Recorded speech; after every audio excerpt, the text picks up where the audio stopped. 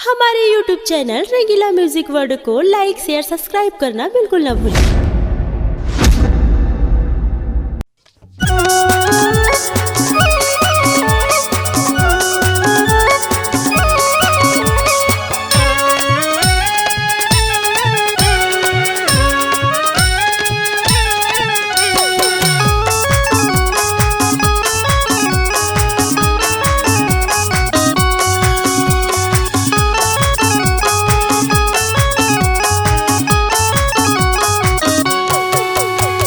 बलौदा बाजार के beauty queen खाटी दिखते हवा करी तोरलीन। अरे बलौदा बाजार के ब्यूटी क्वीन खाटी दिखते हवा करी तोरलीन।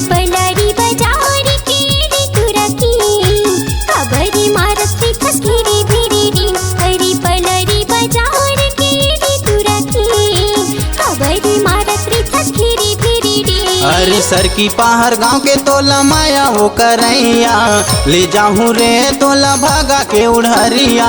सर की पहाड़ गांव के तोला माया वो करैया ले जाऊं रे तोला भागा के उड़हरिया। तोर खातिर कमलेश मेरी हो गे हवे बैहा।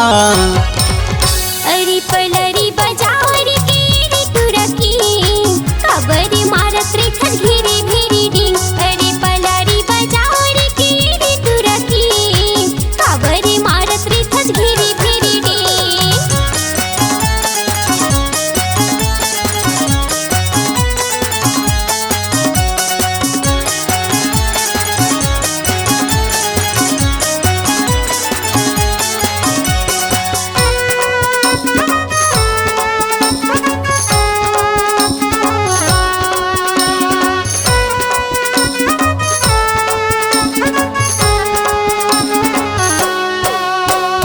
कोर्ट मैरिज में दाई दादा बिहा वो कराही।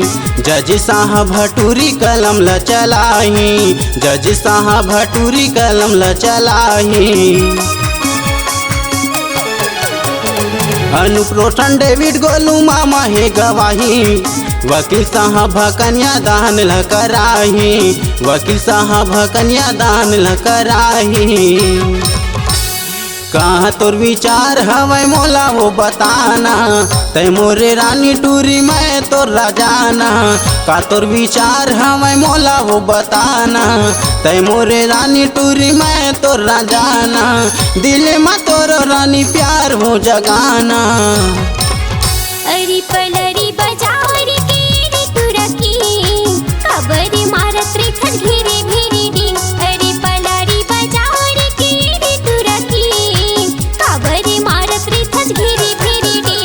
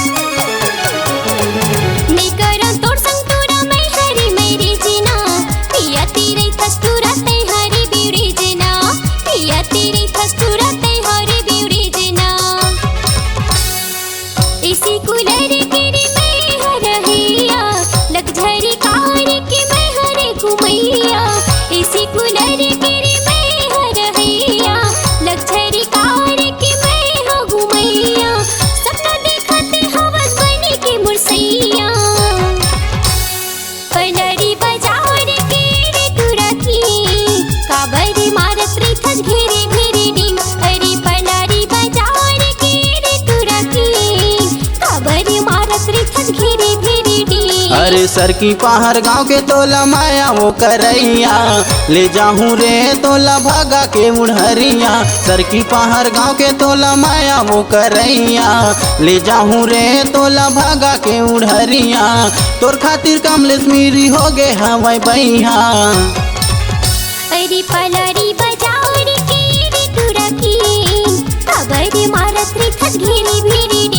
अरे बलौदा बाजार के ब्यूटी क्वीन खाटी दिखते हमें कारी तोरे लिम। अरे पलारी बाजार के रे तू रखी खबर मारत रे घेरे घेरे डी। अरे बलौदा बाजार के ब्यूटी क्वीन खाटी दिखती हमें कारी तोरे लिम। अरे पलारी बाजार के रे तू रखी खबर मारत रे घेरे घेरे डी। अपनी आवाज को नए अंदाज देने के लिए चले आइए रंगीला रिकॉर्डिंग स्टूडियो, संतोषी नगर, रायपुर।